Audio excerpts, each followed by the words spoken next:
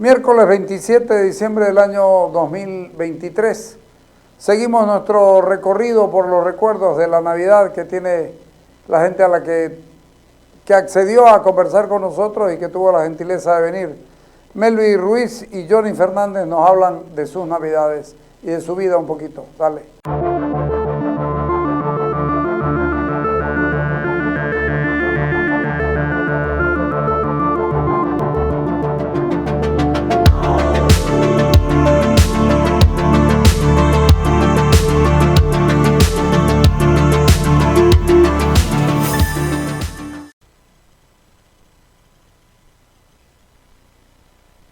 Melvi Ruiz,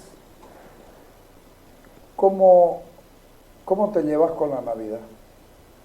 Hola, Carlos. Ahora puedo decir que bien. Ahora. ¿Por qué ahora? Porque cuando tuve a mi primera hija, hace 25 años, decidí que... ¿Hace cuánto? 25. No tengo problemas con la edad. Decidí de que en mi casa se festejaba Navidad en familia, sea lo que sea, ¿no? Y a partir de ese momento siempre procuré que en mi casa estén, sobre todo mi abuela, que fue con la persona que yo más tiempo estuve, con la que me crié, mi mamá, mi papá y mis hijas. Y durante el tiempo que estuve con el papá mía, siempre fue así. Con José Luis. Tuve siempre la Navidad en familia y no hay nada que rompa esa tradición en familia. ¿Y antes cómo era? Antes había algunas diferencias por el tema de que mi mamá trabajaba en la farmacia, tenía turnos a veces en Navidad, entonces no estaba. Entonces yo estaba más con mi abuela y siempre había algunas circunstancias en que no estábamos todos. Digamos, ¿no? ¿Tu abuela es chiquitana? Mi abuela es chiquitana, es mestiza, es español con paico, paiconeco, que es una comunidad de la Chiquitania, ¿no? Ella apellida Chávez Poiquí, ¿ya? Es bien allá. Mi familia en San Javier es en su mayoría igual mestizo, pero tengo mis tíos que viven en comunidades, que son parte de la comunidad paiconeca, ¿no? Que pertenece a la OIC. Entonces, por parte de mi abuela, sí, tengo esa línea y obviamente me llevo mejor con ese lado. Por parte de mi abuelo venía de Guarayo. Su bisabuelo de mi abuelo era cacique Guarayo. Ya, entonces, cuando me contaba mi abuelo que cuando vino el proceso de colonización, a él muy pequeño, los grandes señores, que eran dueños de Cacho La Esperanza y toda esa zona, se lo llevaron a mi abuelo en el Beni, que traían ganado, ¿no? ¿Es el Beni? Suárez. Los Ruiz y los Justinianos. Se lo llevaron a él bien pequeño y lo criaron. Por eso él lleva el apellido, mi abuelo lleva el apellido Ruiz. Ah, por eso vos sos Ruiz. Yo soy Ruiz porque soy reconocida por mi tío. No tengo el apellido de mi padre. Es más, no lo conozco, digamos. Entonces por eso soy Ruiz al cuadrado, decía mi tío. Pero sí llevo el apellido de la familia de mi abuelo. Y mi abuelo era guarayo. ¿Y vos te criaste con ellos? Yo me crié con mi abuelo y con mi abuela fundamentalmente porque, como te digo, el tema de mi mamá era una cuestión muy complicada en ese tiempo, el trabajo de la farmacia, porque ella ha trabajado casi 40 años en farmacia. Los turnos que se hacen, entonces muy poco yo la veía un poco al mediodía, en la noche ya cuando ella llegaba de repente estaba ya descansando o la veía muy ¿Pero poco. te criaste en la ciudad o dónde? Yo me crié en la ciudad a partir del segundo anillo para afuera, donde todavía las calles eran de tierra, donde todavía podías jugar, digamos, ¿no? En la calle. Yo me quedé ahí, pero los fines de año mi abuela sí o sí pasábamos Navidad y de ahí nos íbamos a San Javier, bueno, a la comunidad. Nos íbamos a San Borjita, ahí estaban todos, llegaban todos ahí. La familia completa ya, se llegaban mis otras tías con sus hijas, mis otras tías, todos ahí. O sea, ¿celebraban más Año Nuevo que Navidad? En sí celebrábamos ya después de Navidad. Y Año Nuevo muchas veces ahí, otros ya se iban al pueblo. Porque la comunidad estaba como a 1 hora más o menos del pueblo. Entonces, los que querían se iban al pueblo, pero los demás ¿Y en qué se iban? Antes, yo me acuerdo más o menos cuando estaba unos 5 años, teníamos que pedirnos que nos jalen los camiones tronqueros y subir arriba de las troncas, en eso, o el colectivo, ¿no? El colectivo ese grandote, viejo, ¿no? Claro. Ese. Y por último, cuando mi abuelo estaba de mejor humor, a caballo. A caballo, ¿no? Ah, no era de buen humor tu abuelo. Lo que pasa es que mi abuelo era un hombre, es decir, mi bisabuelo, para aclararlo, era guaraní. Entonces, él siempre estaba con su chaco, él hacía empanizado, nos enseñó a moler caña, nos enseñó a hacer empanizado. Mi bisabuela nos enseñó a hacer empanadas de arroz, nos enseñó a hacer los cuñapés y bueno, todo lo que se hacía en el campo, ¿no? ¿Y salían a vender? No. Sí, una vez terminaba mi abuelo de hacer las tablillas, las acomodábamos, las envolvíamos con las hojas y luego las poníamos ya en un bolsoncito y al pueblo. De esa era su sobrevivencia. Una vez vendías todo en el pueblo, entre ellos te comprabas azúcar, que eso no teníamos, café y algunas otras, si vos querés, adulos, decía mi abuelo, me compraban pan porque no me gustaba el pan de arroz ni nada. No, Freya. No comía. Entonces, ¿Y ahora? no, ahora pues me encanta, ¿no? Pero pues en esa época mi abuelo me compraba una bolsita de pan y cuando llegaba a la casa, como éramos varios primos y entera, éramos como unos 12 o 13, más o menos entre las mismas edades, entonces decía, este pan es para la chichi y nadie lo toca. Entonces nadie lo tocaba porque yo no comía ni ¿Y pan tu de arroz, hermana? nada. Mi hermana, tuvo algunos momentos así, pero ella más estaba con mi mamá y con mi papá, bueno, con mi padrastro, digamos, con el esposo y mamá. Entonces, esa es otra cosa cuando están en estas situaciones en los hogares. Entonces vos sabés, esas navidades no eran buenas para vos. no era tan buena así, digamos, ¿no? Como que mi mamá estaba un ratito y luego se iba, porque tenía que pasar también mi padrastro Navidad con su mamá. Entonces era como que hasta las 10 aquí y de las 10 para allá, digamos, ¿no? Se dividía. Entonces no era que tampoco nos dejaban abandonados, pero era máximo hasta las 10 de la noche porque ella tenía que ir a cumplir con la familia de su esposo, pues, ¿no? Claro. Además, mi padrastro, que ahora yo le digo papá, yo lo conozco desde que tengo su razón, digamos, ¿no? Casi 40 y tantos años. Entonces, esa era la relacionamiento. Por eso esas navidades como que yo las veía así. Y cuando ya yo formé una familia, dije, no, las navidades se pasa esta familia. Antes de formar familia, vos eras muy apegada a la Iglesia Católica porque te formaron muy bien. Claro, lo que pasa es que como mi abuela era justamente de pueblo y gente de campo, en la Chiquitania se acostumbra mucho el respeto a lo religioso, ¿no? Todas las festividades religiosas las festejamos y de la manera más ordenada. Mi abuela era de las que bailaba con su tipó y todo para la fiesta del pueblo, ¿no? Ella tenía hasta su collar que utilizaba para las fiestas, para las fiestas religiosas. Ella tenía su traje, su tipó y todas sus cosas que se ponían. Ella bailaba y mi abuelo usaba también bastón de cacique. Entonces ellos eran del pueblo. Y sagrado, los días domingos sí o sí tenías que ir a misa. Bien bañadito, bien caminadito y con tu mejor ropita, ¿no? No te podías poner cualquier cosa, no, tu mejor ropita. Entonces me acostumbré a eso. Todos los días del año, todos los domingos, tenías que estar en misa.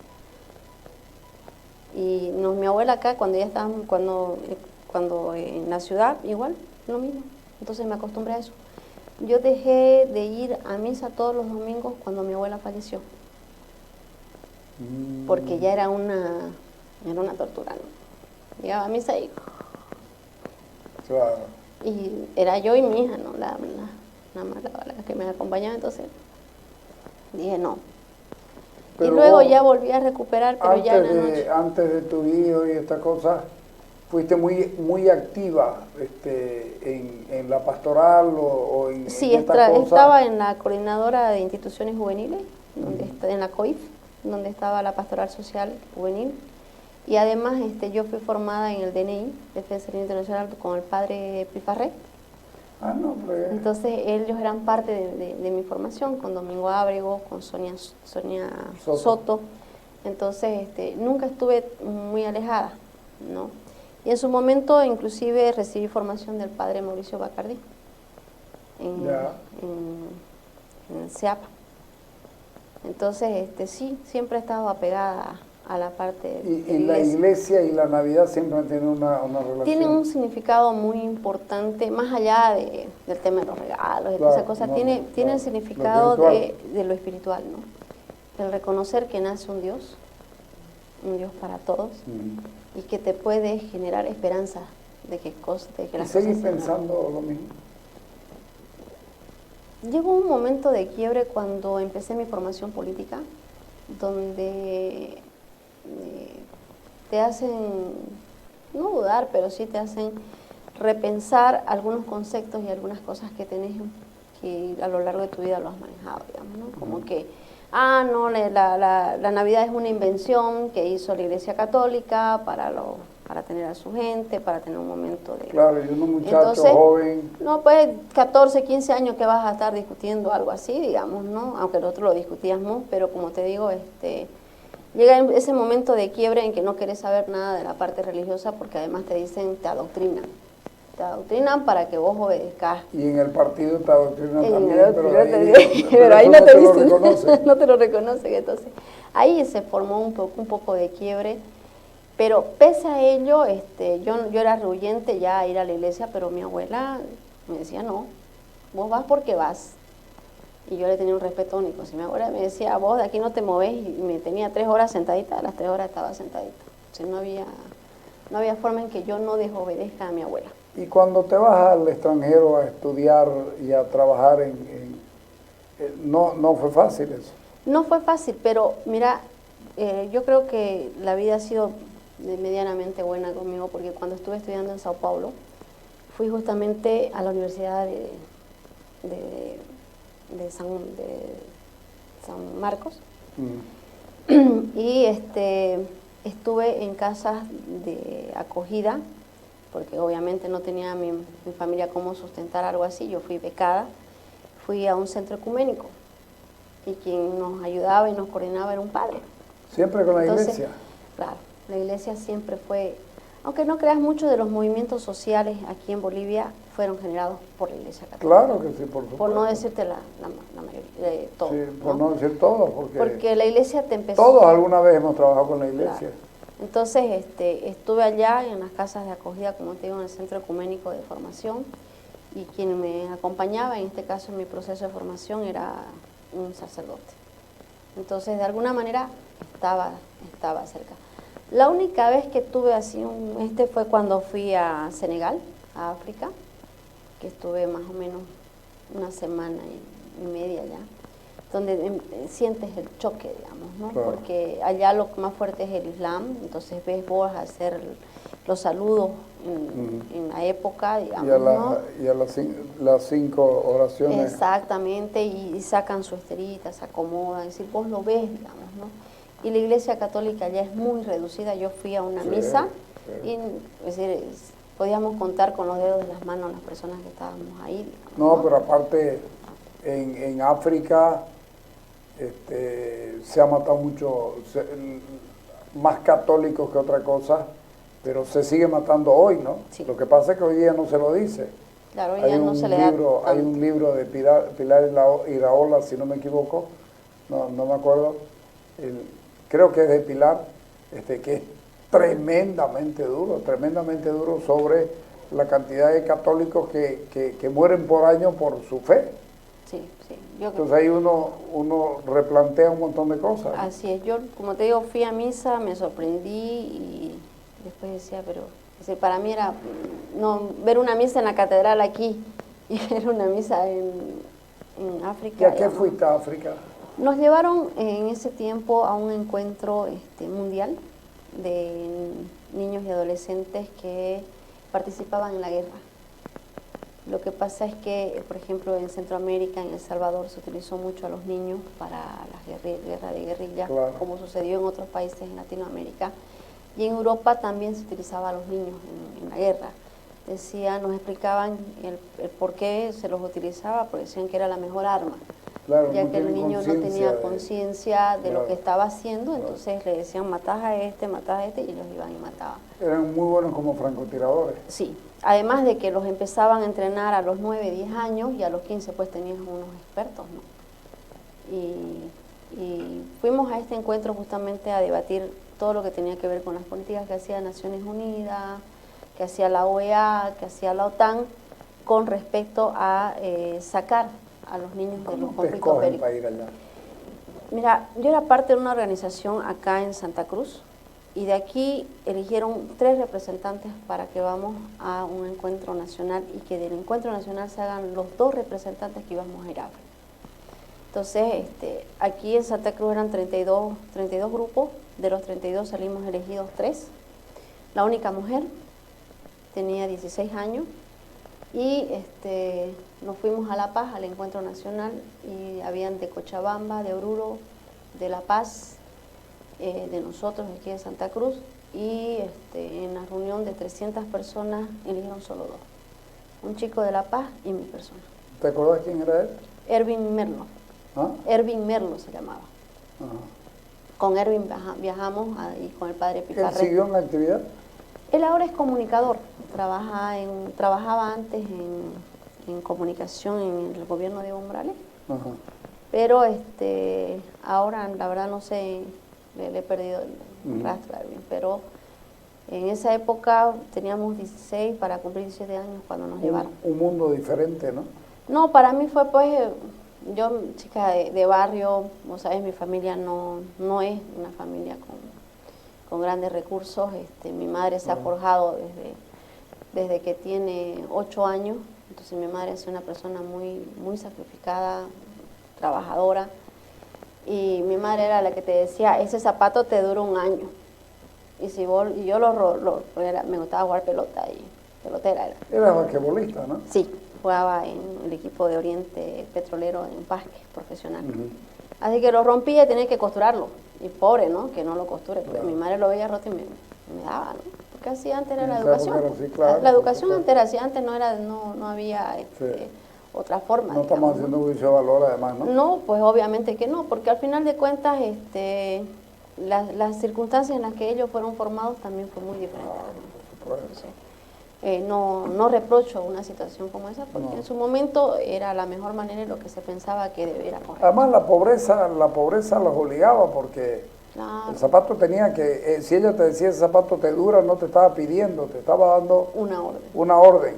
Te dura porque no tenía para comprar otro. No, pero además te enseñaba la responsabilidad, ¿no? Porque te tenía que durar. Entonces vos Claro. tenías que saber que si te metías al agua, que si hacías esto, se iba a fregar, digamos, ¿no? Entonces has andado descalza mucho tiempo.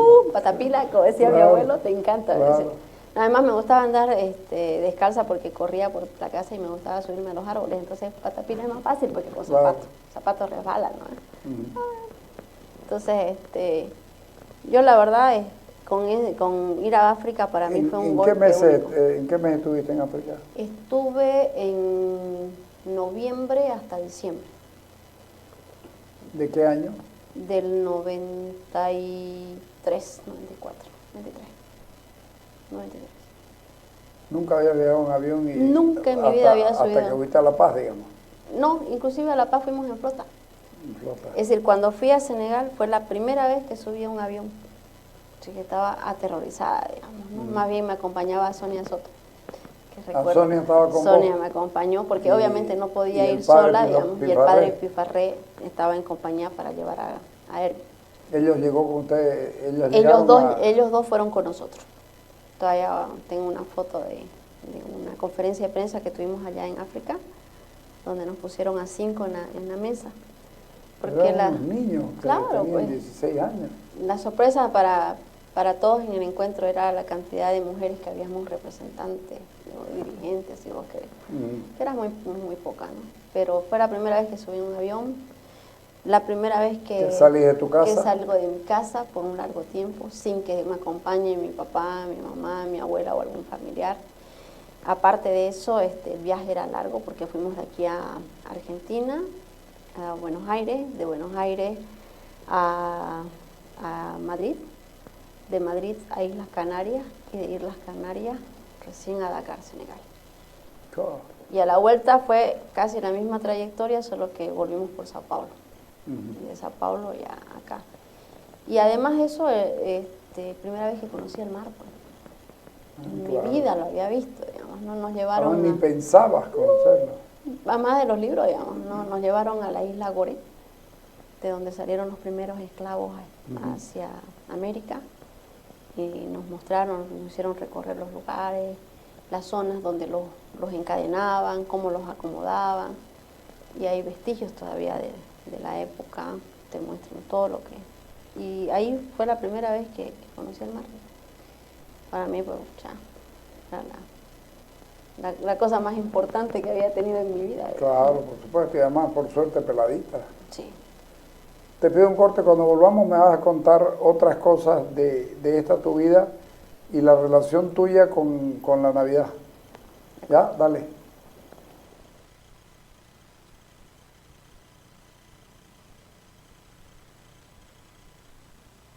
Multicomex, agencia despachante de aduana acreditada con certificación ISO 9001, servicio aduanero a nivel nacional de manera rápida, confiable y económica. En Multicomex nos encargamos de todas las operaciones referentes al comercio exterior. Tenéis que encontrar en la fanpage Agencia Multicomex, así como también en el WhatsApp 615-52666, no lo pensé más. Multicomex, tu mejor opción en gestión aduanera. Si buscas resguardar tu inversión y aprovechar un buen potencial de alquiler, pensar en propiedades. Yo tengo la opción departamento de un dormitorio en el condominio Villarreal frente a la Universidad de Univalle. Te doy un dato que te va a animar ya. Podés comprar en bolivianos al tipo de cambio oficial. Su valor se queda en dólares y aumenta y crece con el tiempo. Manda un mensaje al 771-61756. Por WhatsApp, repito, 771-61756.